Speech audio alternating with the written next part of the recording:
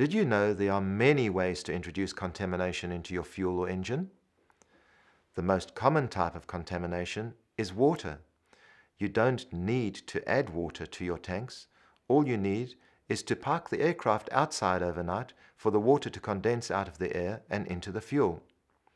Aircraft with bladder tanks, which are rubber inserts, are quite susceptible to this. The bladder can corrugate along the bottom and water collects there.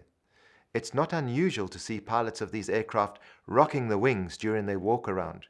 They are not testing the wing spar attachments, they are trying to move any water to the lowest point in the tank for draining out. This is just one of the many reasons why you must always do a fuel drain before you go flying. A recent contamination case I worked on was in an amateur-built aircraft using MoGas. The owner unknowingly filled his aircraft with an ethanol blend.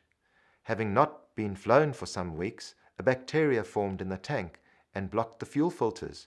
Fortunately, it had a redundant fuel system that allowed the aircraft to continue flying. We discovered it wasn't enough to just drain the fuel tanks. We had to add a fuel biocide and physically loosen the contamination from the tank surfaces. Not an easy job. Contamination of other kinds tend to collect in filters and strainers. These pictures show contamination in a finger filter from a fuel pump and the corroded state of a gascolator. It's hard to believe this gascolator was regularly used, and if it was, that the contaminant never made it out of the fuel drain.